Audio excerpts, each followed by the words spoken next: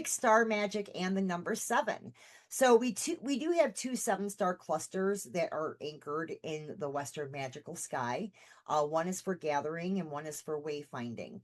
And so I kind of wanted to break that down for you as well because I just finished that series on stellar shamanism.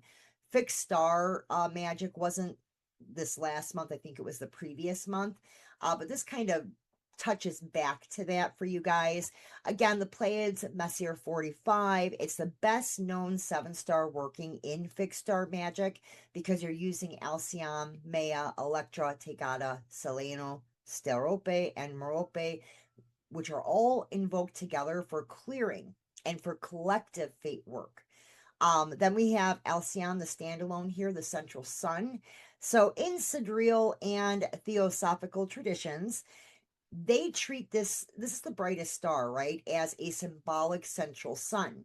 So it's a fixed point really for calibrating stellar workings. So it's often used as a calibration energetic talisman. Then we have the Big Dipper or Ursa Major, 7 bright stars forming the plow. So 7 is the mystic's number. So I was excited about doing this one for that main purpose. Really, there's so much about 7 I wanted to go through in today's PowerPoint with you, but let's talk about the essence of 7. Before myth, before magic, 7 has a personality of its own in numerology. It's a quiet, curious number. It kind of draws in, and it is drawn to what lies beneath the surface, right? So I associate 7 with the seeker, right? 7 is the searcher of the numbers. It's drawn inward, to question, test, and understand what hides beneath the surface of things. I do obviously associate, that would be a great word, kind of like association. I associate it to the mystic, right? It is the digit that is most tied to spirituality, intuition, and communion with the unseen. It is the number of the veil thinned, honestly. The analyst, and we'll get into the life path number stuff today too, but the analyst, 7 thinks in patterns and symbols. It favors solitude and study over noise. That's me.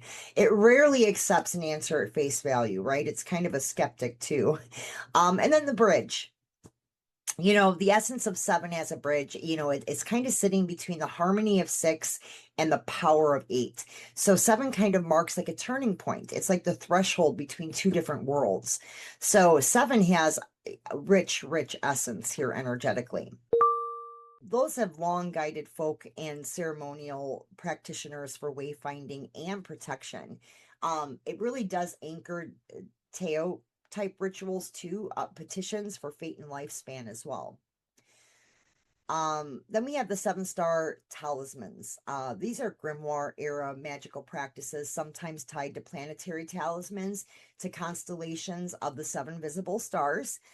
So they kind of treat the number itself as a seal of completion, right? So it's kind of like a sealant talisman working. And a lot of times it's an energetic talisman versus a physical talisman. But again, I wanted to kind of do a touch back to fixed magic since we just finished that series. In signs and synchronicities, 777, it's the angel number of alignment. So what does it mean when we keep seeing 7s, right? It is a nudge to trust your intuition over logic and the moment at hand. Sometimes it's the gut, not the mind.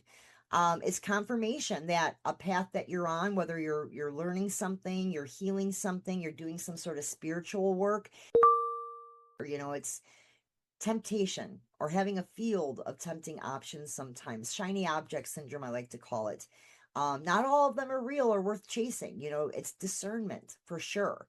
The 7 of Swords, air, that is strategy and deception. It's quiet. It's a solitary maneuver that somebody makes alone, for better or for worse.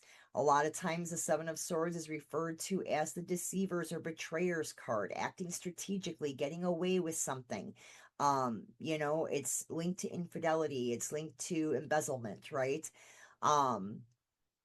Yeah, so, 7 of Coins too, another thing I want to kind of point out, the 7 of Coins is also about persistence and perseverance and protection of resources.